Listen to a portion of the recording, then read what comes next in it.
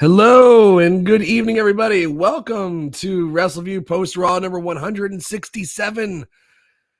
It is I, Mike Tedesco, still recovering. I still barely have a voice, but God, there is.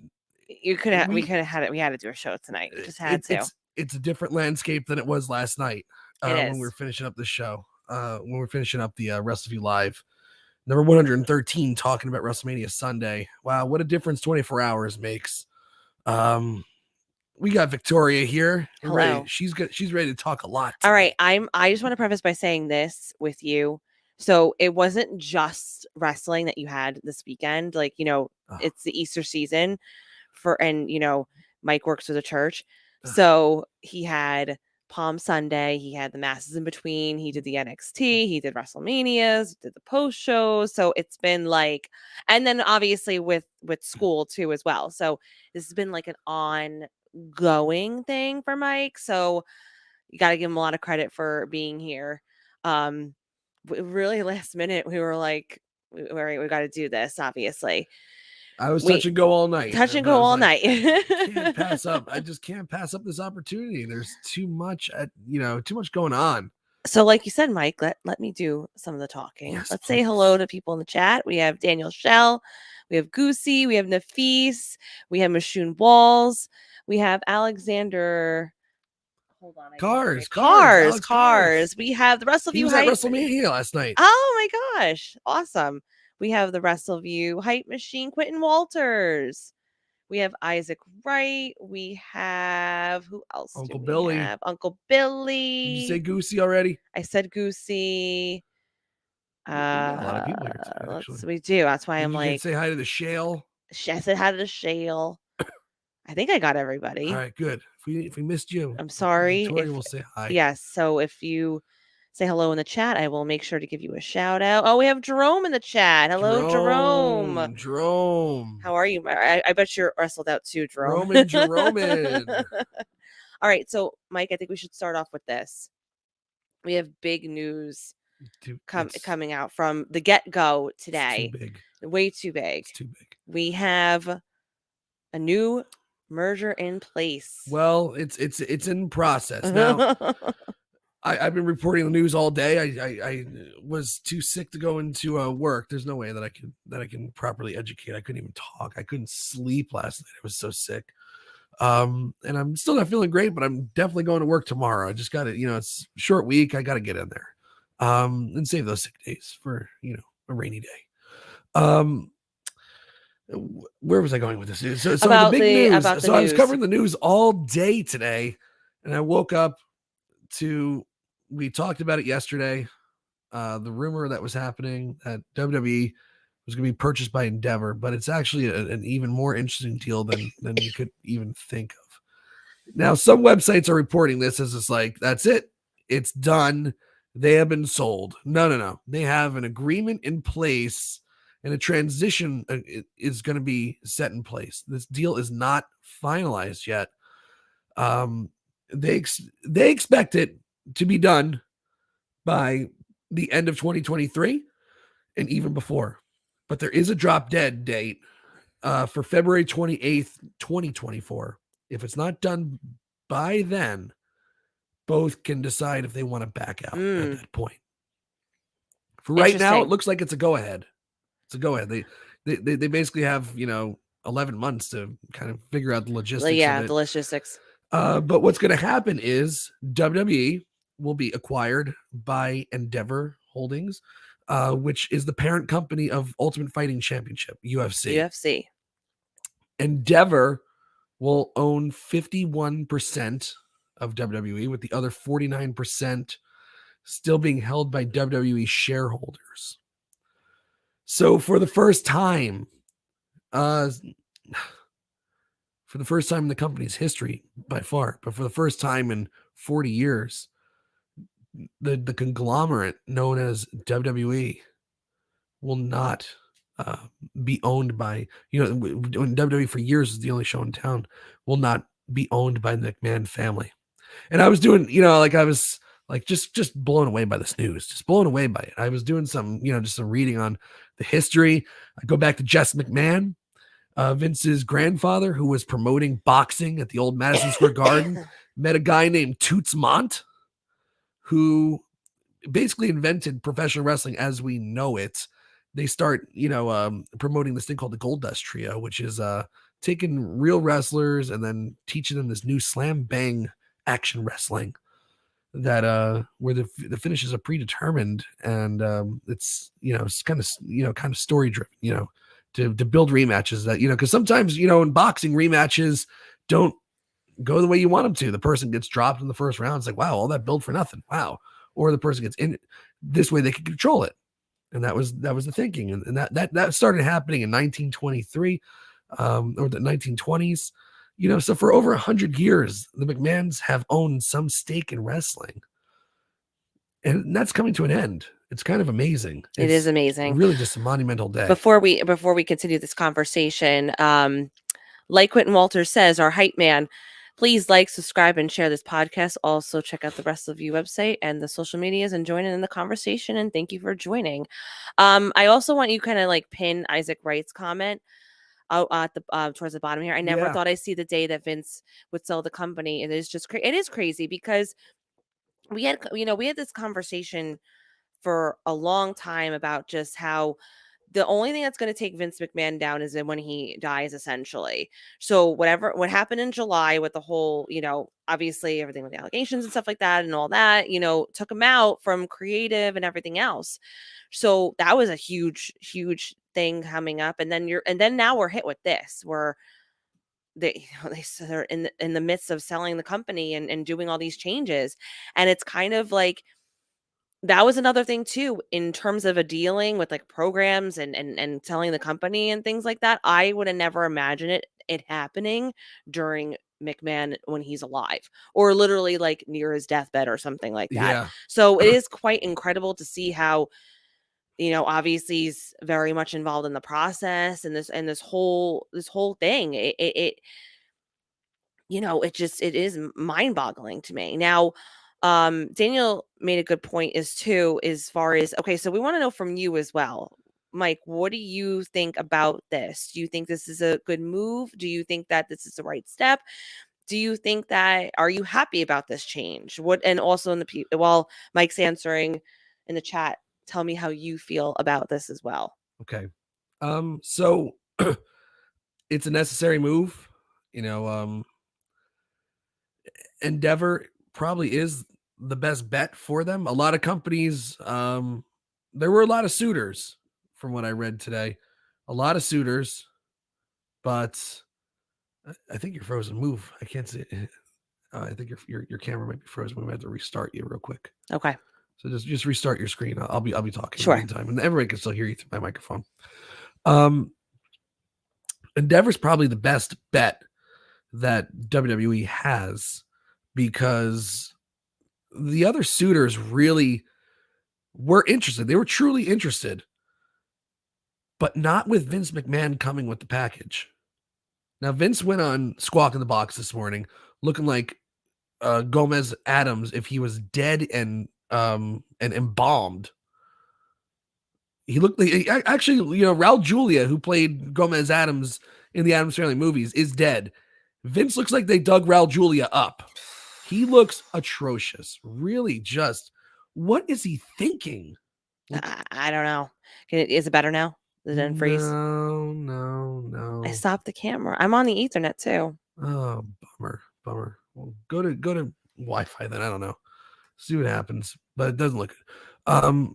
But God, he just looks awful, and he did say some supremely stupid things. Saying, I'm gonna come out for a sec. I'll go out for a second and come back in. He did say some supremely stupid things on Squawk in the Box this morning, like, "Oh, I've owned up to every one of my mistakes," and because they asked him directly about the hush money and the sexual misconduct allegations. He settled for multi-million dollars with Rita Chatterton, who accused him of rape in the 1980s. He settled with her very recently. And of course, there's that little tiny issue with a woman named Nancy Argentina in Allentown, Pennsylvania, and Jimmy Snuka being killing this woman, essentially. Is it better? Yeah, much better. Not for Nancy Argentina, though. It's not better. But that gets forgotten about. That's been forgotten about. Well, But okay. Vince says he owned up to all his mistakes. Fine. My biggest worry is that Vince will be the executive chairman in this new company. So essentially what's happening is Endeavor's purchasing this company, WWE, and they're going to merge WWE with UFC into a brand new company. It doesn't have a name yet, but we do know that it will be publicly traded, which that was a surprise. And it will be publicly traded under the stock symbol TKO, which is cute, I guess. A $21 billion company, essentially. Dude, what's up with your voice, Mike? I said I have laryngitis. What's up with my voice? He's sick, Daniel. Daniel. But no, I listen. So my thoughts are, but it's the best bet for WWE because okay, yeah, Endeavor, when they purchased UFC, they are the parent company. They are in charge of a lot of, like, I guess, promotion, stuff like that, but they leave the booking of the fights, they leave the hype for those things to Dana White. And they said the same thing. They're not getting involved creatively with WWE. They're not getting involved in the production side of things, but they'll be involved with other aspects of the company. There will be, commonalities there, where UFC and WWE will have like same departments and stuff like that, but they'll have their own headquarters. They're staying in Sanford. UFC is staying wherever their headquarters are. Okay. So, Triple H came out tonight on Raw and said it's business as usual. Nothing's changing. We're the same WWE. You've been hearing all this stuff about the sale. We ain't going nowhere. Yeah. We're doing things the way we've always done it. The question is, what happens with the pay-per-views? What happens with the streaming? What happens with the TV deals? Yeah. Nick Khan went out today. There was just a ton of news going on, just flying all around today. Yeah. Nick Khan went out and said WWE is not jumping on with UFC, looking for TV deals. He didn't rule out anything where they could do a dual streaming platform. But it's because they're still tied to Peacock until 2026. He wasn't going to say, yeah, we'd love to, especially when they still have a streaming partner. Yeah, they have to be, because it is in the works, and like you said, they're doing this like 11-month sort of negotiations. They have to be careful about what they present to the public in terms of what they intend on doing. So I think we're going to get like bits and pieces throughout the year of what certain things are going to happen in terms of TV deals and pay-per-views and stuff like that. I am interested to see again the cost of the pay-per-views. Will there be will it be on network? Who knows? So my thinking about all this is like, I don't hate this by any means. And I'm looking at it in terms of, even though you said before that it's not necessarily like they're not going into production, they're not going into creative, like that's not, they're literally just on as far as business side, like they're merging together. I kind of like the idea though that, there are individuals, like since it's like, again, like UFC, that, these potential athletes can come over and kind of, maybe potentially be part of the company. And again, doesn't necessarily mean like, okay, because, doesn't necessarily mean that, oh, just because you're in UFC and you actually fight that you're a good pro wrestler. Totally different. Totally different. However, I think you could respect the craft of fighting and I think everybody just kind of, they'll respect what they do if there's anybody who really does have an interest. Because think about it. We've seen people who are in the NFL, UFC, come over and have successful careers. You have to just do the work and whatever. But I don't hate this. And I know this is a common thing that people have said. I'm just happy that it isn't something like Saudi Arabia because that really would have upset me because I feel like you couldn't advance properly with your company the way that I feel like things can be as seamless as they were. Definitely big changes, but you could still make it, they could still, it's part of the company. But the only problem that I have is I don't like Vince's face being out there again. I just don't appreciate him being backstage, him being in interviews, and us acting as if like, okay, this man didn't, have these allegations and then have these all this stuff going on. That's the only part that really bothers me about this, is because, and I don't want to rehash everything that happened in July and all the news that came out of that, but I would almost, if he was behind the scenes and doing what he was doing, and again, like, let's let Triple H do what he's doing. Just, you sit there, you're a shareholder, fine, whatever, just sit there and whatnot. I don't like his face being out in the public. And it's not just because again of his mustache and his creepy look.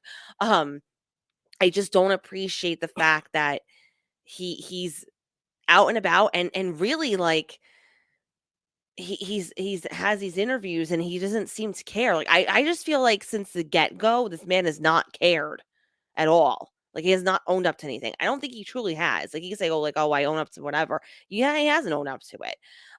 Because if he truly did own up to it and whatever, and wanted to make amends in his life, he would have just did what he did. But that's the one thing that I'm not happy about.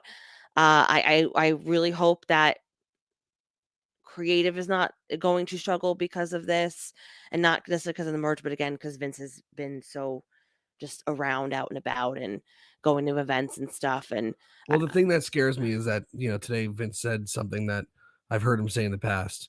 He was asked if he's going to be involved in WWE Creative, and he said yes and no. On the major decisions, yeah, yes, but he doesn't want to be in the weeds. He can't do that anymore. He goes, I used to be in the weeds and I can't do it anymore. Which is exactly what he said in 2019 when he hired Eric Bischoff and Paul Heyman exactly to run SmackDown and Raw. Exactly. Because he can't be in the weeds anymore. And within months, those guys were out of a job. I think Triple H is doing a great job right now. Last night, I didn't think, that Cody Rhodes losing was a very good move. I'm wrong, and it's actually kind of stunning to me to see some of these reviews on Twitter tonight, which is just, again, definitely not the standard, for how people truly feel. Twitter's a bunch of loud, bitter people most of the time, including me. Last night, I was one of them. I was definitely one of them. Last night, I was bitter. I'm so jaded by Vince and his horrible booking, that, like, I see something bad and I'm like, that's it. It's more of this garbage. Like the same thing. Like I really lost my mind when Austin Theory cashed in that Money in the Bank for the US title and lost. I was like, that's it. He's dead. Like, why would you do that? And it was a reset. Like Cody Rhodes winning the Royal Rumble, telling this great story. You're invested in the story. It didn't happen because he got screwed. He even mentioned, like, I had you beat and you cheated. Right. I want a rematch. And it's like, okay, like, I want to see him get that rematch too, because he did get screwed. This was a speed bump in the story. We didn't get the happy ending that we wanted. And Cody Rhodes has to face more adversity than ever this time around to get back to it. It's going to be a really interesting story. I was wrong. I was wrong. I'm happy as hell to be wrong. I should trust Triple H a little more. And all the reports, that I've read today say that, like, everybody in the company is really happy with how creative's going. Vince is there as a resource. That's what everybody's saying. And, all the sources that people have on creative are all saying Vince really truly has nothing to do with this. As Daniel Schell says, it's the Vince McMahon derangement syndrome. And people are like, oh, this Raw sucked because Brock Lesnar turned on Cody Rhodes and there was no surprises and all. Can I tell you something? Most of those NXT call-ups, I would say almost every single one of them, almost every single NXT call-up the night after WrestleMania, the Raw after WrestleMania, was an unmitigated disaster. It was the worst thing that could have happened to those people, because they're called up, a whole bunch of people who already know who they are, especially when NXT was streaming, like they weren't even on TV. Go crazy for these people, treat them like superstars because they know who they are. Comes across as a great moment on television. These people go out, they do their thing, and it's like, oh wow, great, Tyler Breeze is here. And then the next week it's back to reality. Yeah. Because the Raw after WrestleMania is the true litmus test. How much is going to catch on in the coming year? Because you have a regular crowd again. maybe some smarks, but a regular crowd. Remember what happened to Fandango? Yeah, Everybody think sang his song in 2012. The next Yeah. week, he goes out on that Raw after WrestleMania, and he tries to get people doing a do thing, and it didn't get over. Yeah, because you have to Because it take was a into one night account. thing. Yeah, It it's was a a one night thing, and you have to take People into are account people who deranged. People are don't have to deranged after watch. all the wrestling they sat through, and they put people over. I They think can't stay over. I think the other problem is too. We I have to agree stop. with Alex right here. It's almost like you need better than to call anyone up. Like don't debut Braun Breaker tonight and have him get a big pop, and then the next week they go to Peoria or wherever they're going, and they sit Triple on their H hands knows when he better comes than out. anybody because he was truly invested in NXT when he was, handling they killed creative all on his those own. guys. So he knows wholeheartedly how the change and the shift happens immediately And between we know what's going on down there and what was happening on the and main roster. he also made some mistakes early He has, on when he has. when he started booking, hmm bringing back like Karrion Kross with like no like without really establishing and bringing back Candice LeRae just because it's Candice LeRae, everybody's gonna like her. It's Mia Yim, everybody's gonna like her. I think also they were too. left off of WrestleMania because they weren't good enough. I think it's also important to make the distinction too between when Triple H was really running NXT a few years ago. NXT was having like once a month pay-per-views. That'll put butts in the seat. Once a month pay-per-views. He wasn't doing it on like a weekly basis like he has to with with Raw and SmackDown now. So that's an adjustment in itself to have to do it weekly as opposed to like building up for like every month a show. And I think he has taken the adjustments really well. And I think that is still and I think our brains are just so wired to think, like you said, Mike, that anytime something bad happens, like this is Vince, it's totally Vince, this was Vince, it's Vince. Triple H is gonna make mistakes. So I just hope that anything that kind of sucks is because it's Triple H's decision. And you know it's what? not Vince. You know what I mean? That's where I want it to strictly be Triple H. I really do. I just want it to be him and his creative and not get Vince involved. Well, like last night, things can stink. It's like, like I was invested in the Cody Rhodes storyline. That's part of the reason why I was like kind of pissed. I was just being a fan at that point. And you didn't get the happy ending that you wanted. And it's like, well, why? Like this is something that Vince would do and just screw everybody and dick them over. It's like they're telling you, like, Roman Reigns went out there and said it. Like they're serving filet mignon, and like everybody wants fast food. Everybody's all in on the TikTok. Give me 20 seconds and that's all you get. We're gonna make you wait for everything. I have to say, and you know what? They're right, and I'm wrong. I was wrong last night. You know what dawned on me? Wrong. You know what dawned on me too? I'm happy I was wrong. You know what dawned on me And also? I'm man enough to admit that. Vince McMahon wasn't the only Roman Reigns advocate. We have to remember too that, and this wasn't just Triple H just agreeing with the old man and saying that like, no, I have to say what I say because of Vince McMahon. Triple H truly was also a Roman Reigns advocate as well. I think we're forgetting that. So him continuing with his reign and him continuing with the title, that he's very much still invested in Roman Reigns just as much as Vince was.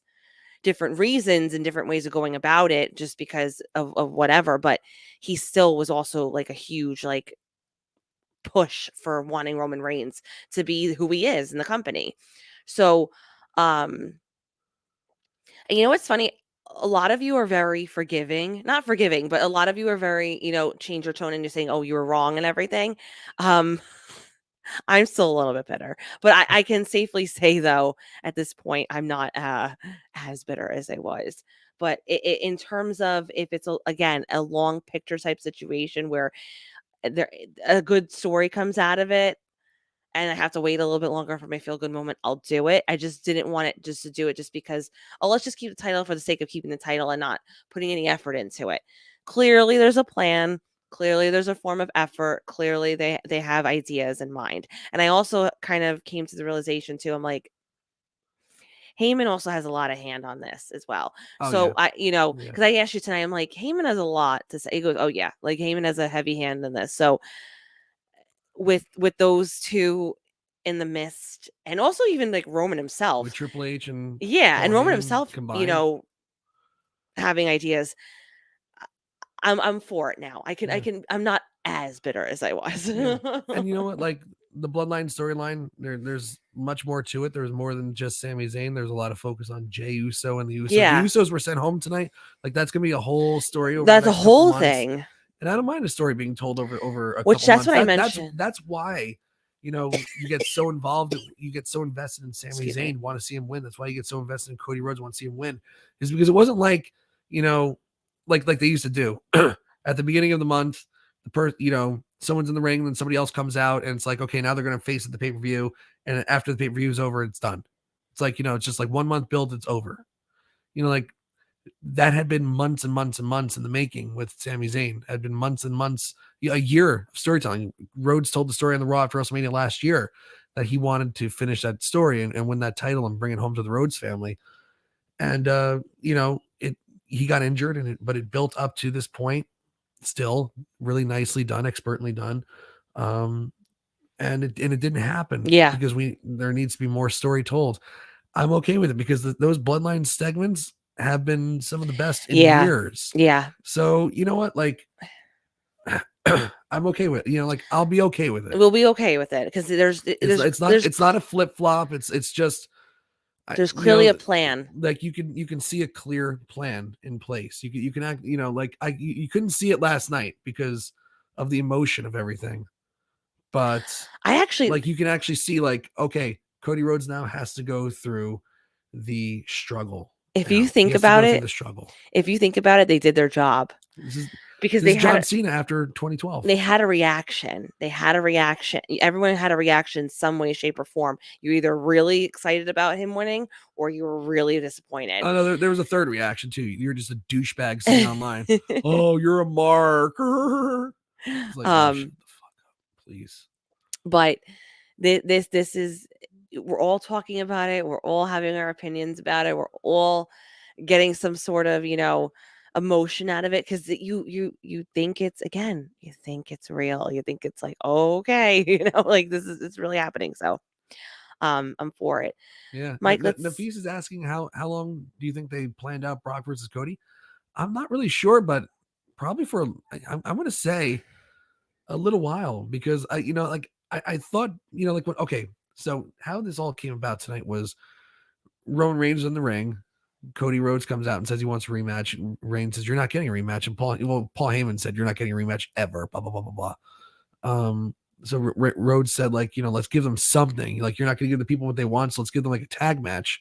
And they said, okay, tag match, but, they have to have competed at WrestleMania over the weekend.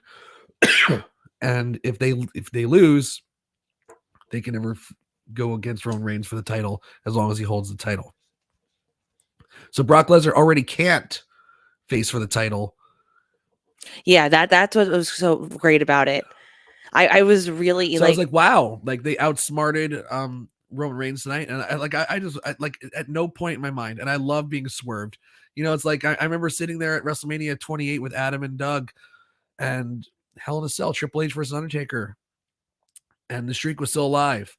Shawn Michaels hits Undertaker with a super kick. Triple H hits a pedigree. I thought the streak was over then. I like being swerved. I like being pulled into a story, and I didn't see that coming. I just didn't see Brock Lesnar turning on Cody Rhodes. I'm so used to Brock coming out and smiling and high-fiving fans now that they've lulled into a false sense of security that Brock is Brock. You forget how dangerous Brock is. Brock, exactly. You forget how dangerous that character is. Yeah. And they reminded you of that tonight. 100%. And the story could be, that Brock Lesnar's beating up Cody Rhodes because he can't face for the title, and Cody Rhodes was the best chance to get the titles off of Reigns. Yeah. And he failed. And he failed. So he wants to make him pay. Yeah. You could tell a story like that. Yeah. Or I like that. If that did happen, I like that. Or whatever it is. There's a lot of great ways you can go about this. Obviously, I think this is going to happen probably in Saudi Arabia. I think the big match at Backlash is going to be Ray and Bad Bunny versus Dominic and Damian Priest. As long as Bad Bunny didn't actually dislocate his shoulder. I really hope that didn't happen. Oh yeah, that would be terrible. But that was a great angle tonight too. It's like I don't understand like what show people are watching that they thought that this was bad. With the tonight, yeah. They didn't get Okay. their surprises or just people. You want to know People just why? hate Brock Lesnar. I was going to But say, you know what? Like people that actually, that aren't on Twitter that just watch the product and don't get bitter and jaded about everything. The website numbers were through the roof when the Brock Lesnar stuff happened. I was going to say this. Through the roof. We couldn't keep up with it at certain points. So the reason why, but it doesn't work. We don't like Brock. He's boring. But then he does something and everybody wants to read about it. Yeah. The reason why people are jaded is, this is what I was going to say before, but it holds true to this. What now I'm going to say. People are looking for, again, our minds have been trained that in the world of wrestling, most people have been trained that they want that instant gratification. Prime example last night, right? Cody Rhodes hasn't been back relatively that long, right? Right. So, but now that we see that they're going with this like adversity angle, he has to struggle more. He has to really earn it. He has to really reach for it. Not going to give it to you just like that. We were all pissed. We all wanted it like, oh, okay, he's been here. That's it. He's the one. Let's get him in. Let's have him do it. Blah, blah, blah, blah, blah. Right? People are trained to think that the night after WrestleMania, again, or like any other show, that, oh, we need a dog and pony show. We need these call ups. We need legends. We need this, that, and the other thing. We need that. Sometimes you just need to finish off what you started in terms of WrestleMania and what happened there. It had, even though it's like the season it's a season premiere. So in theory, there has to be continuation of what happened the previous nights. And yes, some stories were done, like they settled the score and we're moving on from them. But there's a continuation factor that we need to build, especially with Cody and Roman Reigns. So adding Brock Lesnar in there, you could be pissed all you want that he was the one and how it fared out. You could be pissed off how all you want, but like you said, it still got people talking. You still have to, especially those things that were not resolved the 2 nights before, you can't just ignore them. You have to bring them in. I don't want a legend coming in randomly and not contributing to the rest of the year. At this point, we've shifted our mindset. We are thinking more long term. We are looking at the bigger picture. We are looking at things a little bit differently with the creative under Triple H. So you're going to have to stop thinking about instant gratification. You got to stop thinking that this is the only way that you're going to be entertained is if you see a legend coming back, a call up happening, or whatever. I don't think by any means this is a horrible show. It was, you're not always going to get that magic moment of Dolph Ziggler coming back and cashing in. It's just not happening. So, and listen, we were there for it in person. It was incredible. Like that was a huge, huge moment when we were there. And it's memorable. I mean, it's memorable, but it's the best moment of his career. But make it memorable though. Like that sticks out to you for a reason. But it was a hot shot. It was a total hot shot. You're not always going to have that, and that's okay. And it didn't translate to a great title reign. It didn't translate to anything. No, it really didn't. It was a one-time thing. Alex brings up a good point too. He goes, I know I can't go for the title, but who are you to get another shot? Which is another good thing too. Like there's a lot of ways they can go with this Brock Lesnar Cody thing. I think it's gonna be really, really, really interesting. And the story of getting back to where he was, that a spot that he got cheated out of this time, because this time it's less about I got to do this for daddy. Now it's less about I got to do this for daddy. What do you want? No, anything now or no? Now. Okay. Yeah. Now it's less about I got to do this for daddy, and I got to do this for me because I got screwed this time around. So they can change the focus of the story too, because so many people were like, oh, it's like, did you know that he's Dusty's son? Da-da-da-da. It's like, okay, let's change the focus. Right. How do we change the focus? How do you change the focus? Because that's a good way to get the crowd to start booing him. Like kind of just like make it about somebody else rather than about the person themselves. So I love it. And Billy brings up a good point here too, that maybe the Omos match was like a red herring. I like the Omos match. I have no problem with it, but people were like, ugh, Brock versus Omos. I was Yeah, I know you were. I was. But I had a maybe huge Brock thing could be about it. like, look, I wasn't happy about facing Omos either, but that's all I could do because I can't go for the titles. You had a chance to get the titles off this guy, and then I could Bigger picture. Then I could just run you over and get the titles back, but you didn't get it done, and now you want a rematch, and you were a loser. Like there's a ton of ways to go about it. There is. There's I just the layers. I have to just get it in my mind that just let the story be told. Like initially I was like last night. I mean, part of the reason why I was like so angry last night is because it's like, no matter what, you like sometimes like you have a story that's ready to be told, and and something happens along the way in wrestling where something better appears to have come along. Cody Rhodes is getting a superstar reaction, way more than I think people were expecting. He was selling more merchandise than I think people were expecting. And it's like, do you keep going with that story, or can you rewrite a little bit of it and give Cody that moment in that night? That was part of my problem with it, where it's just like, why are we so rigid on telling like this like one story the only way that it can go?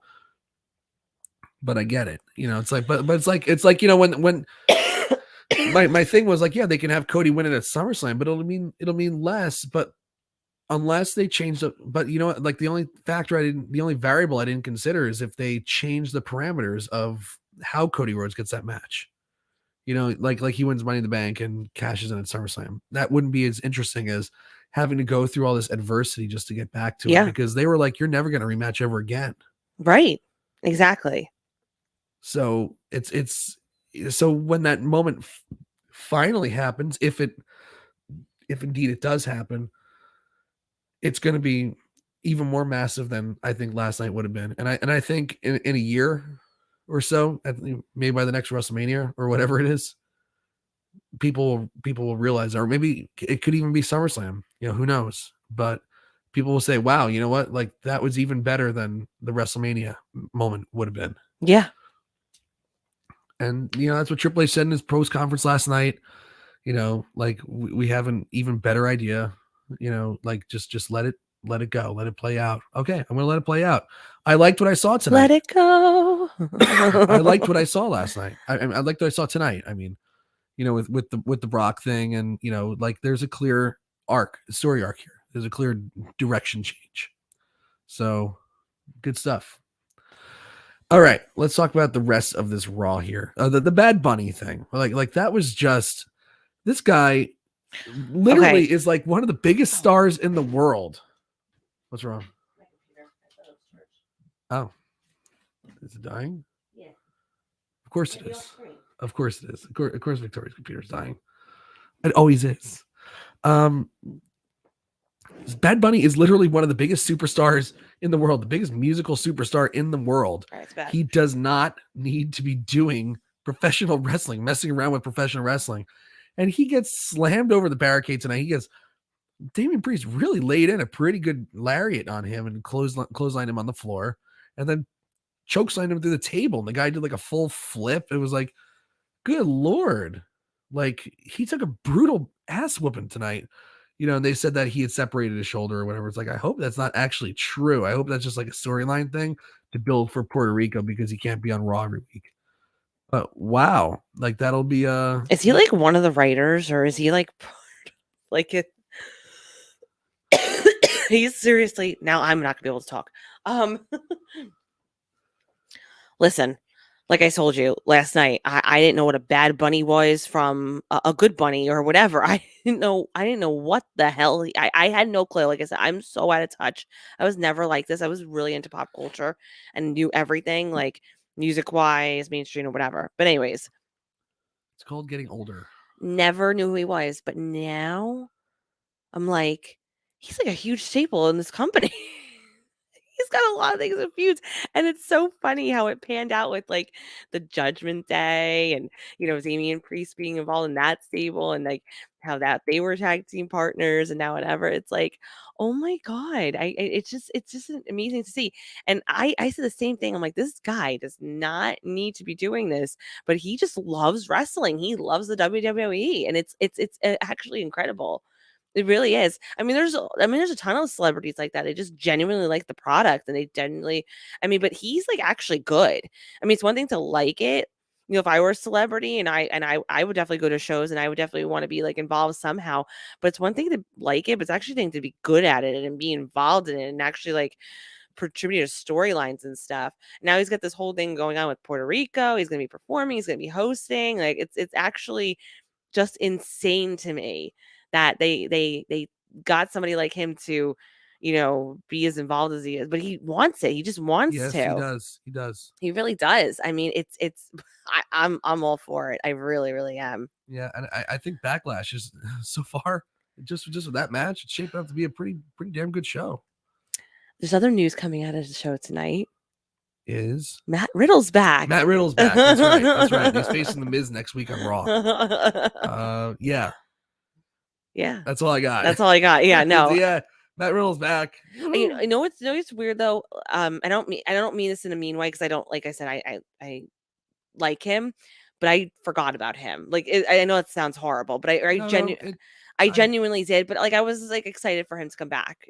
Yeah, and he had a good reaction. He got a good reaction.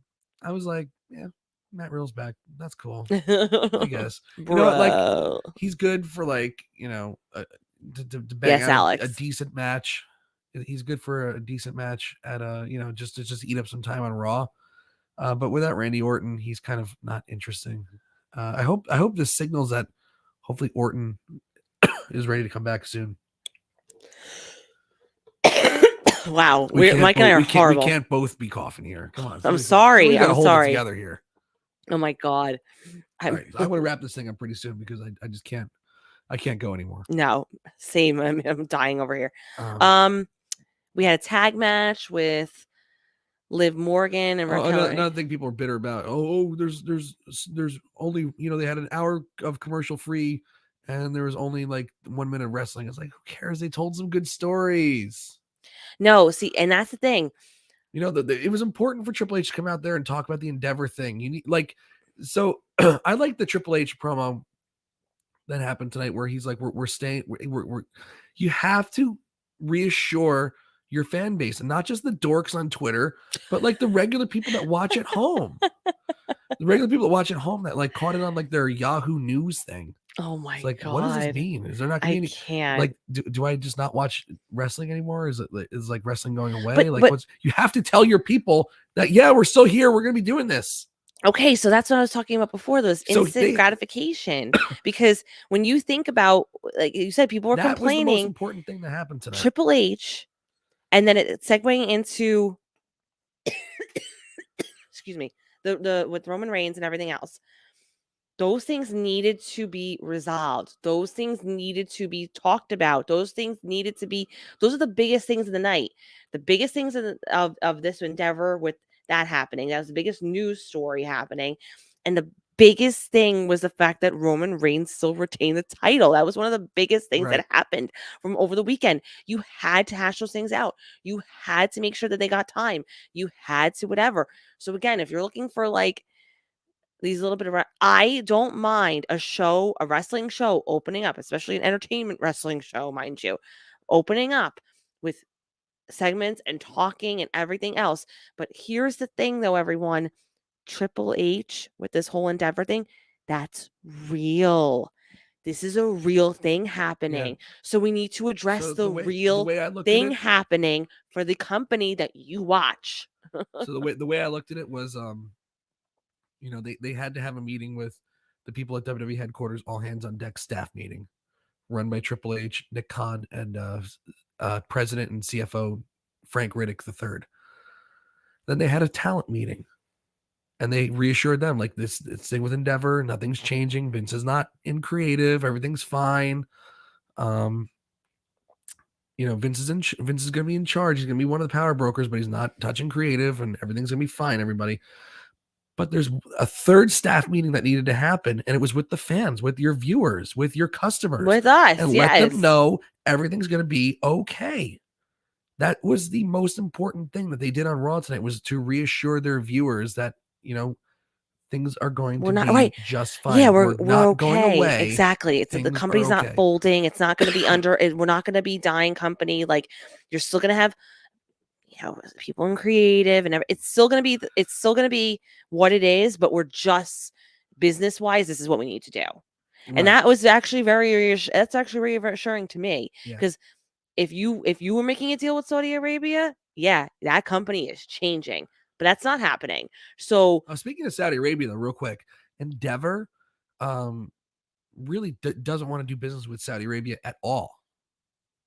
They were not to the UFC. When is their contract up, though? Technically, 2032. So, but Nick Khan was asked about the Saudi relationship today, and he said, "Yeah, we're going to continue our relationship with Saudi Arabia even after Endeavor, takes us in, because they've been good to us, we've been good to them, and we have a contract that runs for till 2032. Yeah, I didn't get to see the whole press conference, so yeah, I mean, the Saudi thing is still going to be a thing for years. Unfortunately, but like I said, if you made a deal with them in terms of buying the company, then you got to worry. But you can't. You have to reassure people that this is going to be. It is what it is. So I have no issue whatsoever with Triple H doing what he did tonight at all. At all? No, and he had to do that. That was the most important thing that had to happen on the show tonight, was to reassure your customers that buy tickets to your events, that buy your merchandise, that you're still going to be around. Nothing's changing. Everything's staying the same. We're just going to have a different owner over us, but nothing else is changing. That was so important. And if that put everything on hold, because Roman Reigns probably would have come out just at the start of the show, and they would have got that angle off, and they could have done a couple matches during the first hour. If everything got kind of bumped up a little bit and some matches got cut from tonight's show, then so be it. You're not like your feelings about, the goddamn marquee says wrestling, Tedesco. It's like, I get it. Believe me, I love recapping wrestling too, but there was more important things on the menu tonight. You need to. And I was totally fine with that first hour. I was totally fine, because you got, again, Corey Graves even said it, internally they call this opening day because it's the start of their new year. How do we build to WrestleMania next year? You have to. It's a season premiere, but you have to tie up the loose ends, and you also have to, and you have to tell some stories. You have to establish the next couple stories, because everything at WrestleMania feels like a blow off right now. So you have to tell the next, either start the next chapter like with Ray and Dom, or you need to start all new programs like Brock and Cody. Exactly. You need to either continue or resolve. Like all these people so bitter. Like Brock Lesnar has been on the back burner for a little while now. It's like he's back.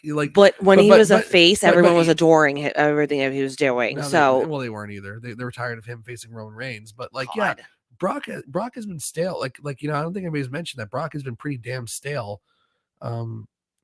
He really lost a lot of momentum last year that Vince booked WrestleMania. Tonight he looked like a killer. Good reset for the Brock Lesnar character too, and add a little more depth to his character too, because really he was just showing up and killing people, and Paul Heyman was doing his promos. Now we're gonna get to his why. What is Brock Lesnar's purpose? His what why drives him? Why did he want to face Omos? What was the point of that? Right. And that will, for people like me who were shitting on the match, and again, I wasn't totally shitting on it, but who were like, well, what was the point of that? Maybe we'll shed some light. Who knows? Right. Who knows? So speaking of Omos, he has a quick squash match. Against Elias. It was fine. There's nothing there. Then we had the non-title match with Rey Mysterio versus United States Champion Austin Theory. Theory was great. I thought he was great. Theory was really good in his promo. I really, really enjoyed his promo. And he had to have a promo like that too, because he's like, oh, I thought you guys were gonna eat me alive, like John Cena said. You guys suck. Going back. Tying up simple storytelling too. He tapped out the scene at WrestleMania, but he won't admit it. The referee was down. Mm-hmm. It was good. It was just good. Like that was totally fine. And the Bad Bunny angle, that's a major thing. A guy like Bad Bunny going through this stuff, huge. The only, I think actually the kind of the bummer of the night, which actually kind of argues that people are burned out. You know, like they've seen a lot of stuff. A lot of they you know, Kevin Owens and Sami Zayn's match with the Street Profits, they kind of sat on their hands for that match. You know, like I thought it was a great match, but the crowd was just tired. They're tired. And anytime there was wrestling, it seemed like, you know, like when Raquel and Liv were facing Damage Control, which is probably a bad example because it's not an interesting match anyway. No, definitely not. But look, a necessary match has to happen. They have to advance these people some way. There was a beach ball in the crowd. There always is a beach ball in the crowd Raw after WrestleMania. They don't give you a ton. Historically on Raws after WrestleMania, they don't give you a lot of wrestling anyway because the crowd will start doing the wave and stuff like that. So they do a lot of storytelling and exposition. And we've been there. Yeah, we've been there plenty of times. And, you know, Bobby Lashley beats Mustafa Ali, you know, like they were just doing a lot of fan servicing a lot through the night. Like Seth Rollins just came out and conducted the crowd and had them sing, and that was the end of it. You know, The Miz came out and did a little dorky promo, and Matt Riddle gets to come back. But in between, they did some really important things. And you don't need to have, it needs to be a match. It needs to be a match. You know, like the Bianca Belair and Rhea Ripley tease for a major event happening at some point in the future. Who knows when? Could be next year's WrestleMania. Could be SummerSlam. Could be Money in the Bank. We don't know. Could be Money in the Bank in London. We don't know where this is going to happen, but there is a potential of the Raw Women's Champion Bianca Belair facing SmackDown Women's Champion Rhea Ripley. Otherwise, they wouldn't have teased it. Like I'm interested in that. Just wait for the builds. I think that's gonna be really good. You know, and then you know we just get what was supposed to be our main event. I was so sure this match was going on. I actually went and researched when's the last time Brock had a match. When's the last time Brock had a match on Raw? You know, it was July 22nd, 2002.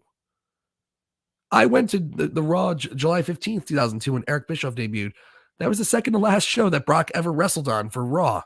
It's kind of amazing. And I was like, oh my God, it's coming. He's going to wrestle tonight. I really believed it. I was so happy to be swerved. When he picked up Cody Rhodes and F5'd him, I was like, good. That's what's supposed to happen. That's your big moment. That's your big moment. If you're looking for a big moment, and it gets people talking. You think Brock Lesnar's going to have a match? He just turns on Cody. That's your big moment right there. You don't need to rely on other call-ups and legends coming back. Exactly. So you know what? I think all right. So as long as Vince stays out of it, we're set up for another really good year. Everyone in the chat, I mean, I kind of already know because I've read some of the comments, but give a thumbs up or a thumbs down on tonight's Raw in the chat. Mike, if I had to guess, I think you would give the Raw a thumbs up. I give it a thumbs up. I give it a confident thumbs up as well. So we'll see about that. You know, I think that there's just some good storytelling going on right now. You know, I couldn't see. I was looking at the trees and missing the forest last night. My track record, 15 years. Actually, my track record, 15 years on this website is very, very, very, very good. Oh, yes. My track record is impeccable in terms of not jumping on things and you know, getting all crazed about things. I'm usually pretty even hand. You know, like I go back and listen to those rants. I remember like people like, oh, CJ Bowman's like, oh, you can't rant too much. Don't rant. Like, you know, you're being miserable, but it's like, I was right about everything. That's the thing. I knew what I was saying. I was right about. I'm glad that I was pissed last night and I was, you know, I was looking at the trees and missing the forest here. There was no grand plan, you know, when I was doing my rants back then. It was just Vince just booking whatever just to try to pop a rating with no eye on any long-term storytelling. There is a long-term story being told here. And I got to look at the forest and I have to rearrange myself as an analyst to start looking at the tree, looking at the forest and not just focusing on a tree. So like a good analogy, Mike. It's a good one. Uncle Billy, thumbs up. Daniel Shell, the middle finger, not surprised. To keep the middle finger last night too. Isaac, thumbs up. Tyler Hubbard, triple down. Tyrell Hubbard, yep. Tyrell Hubbard, triple down. It's all right. Again, totally fine. Mashoon Walls, thumbs up. I don't care if people don't agree with me. No, absolutely. I just care. Listen. The only thing that pisses me off is if somebody's disrespectful. Alexander Kors, thumbs up. Cars. Wait, I can't read. I can't read. That You're wearing your glasses too, which is scary. Yeah. Well, we all know. I'm going blind, everyone. Daniel, Mike Cornette.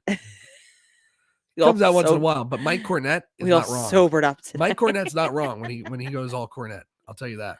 I'm right. But you know what though? When you own up, you can be right and that you're not right about something. It's like, okay.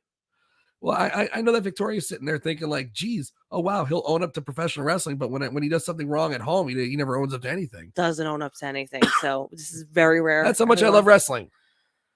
So that actually is horrible because that's how much you love wrestling, but that just says how much you love me. No. That has nothing to do with it. I love being. Even Daniel's like, what the hell? No. But what I mean by that is I love being right. Love being right. I'll defend myself if I think I'm right. Oh man. Defend myself to death if I think I'm right. Everyone just heard that. Mike loves wrestling more than he loves his wife. Just that's what think I it came out heard. right. I don't think it came out right because of laryngitis. That's what I heard. I don't think it came out right because of laryngitis. So, whoa. On that note. Wow. I love it. Damn. I love it. Damn. Well, anyway, everybody, thanks for joining us. It's been a long weekend of professional wrestling. I'm gonna get out of here before I get in more trouble. And if hopefully we come back next week and I'll have a voice again. Do you love the girls more than you love wrestling? Not it. I love those girls more than anything. Okay, so that's Alicia number one. So it's the girls wrestling. No, and then me. Good night, everybody. For the love of God, my God. I will not get you soup again. You just witnessed me doing my Brock Lesnar heel turn to my wife. No, tonight. Okay. Everybody everyone wanted their moment. This is the moment, everyone. Well, Alex, you gotta know that I frequently sleep on the couch following these shows. So here's the couch right here. It's very comfortable. It's a good couch. You're sleeping on a small couch. All right, everybody. Have a good night, everybody. Thanks for joining us. Bye, everyone. My voice. Great talking to you all. Have a good week. Be well. Breathe. It'll be okay. WWE is not going to die under Endeavor. Mike will. I'm going to die under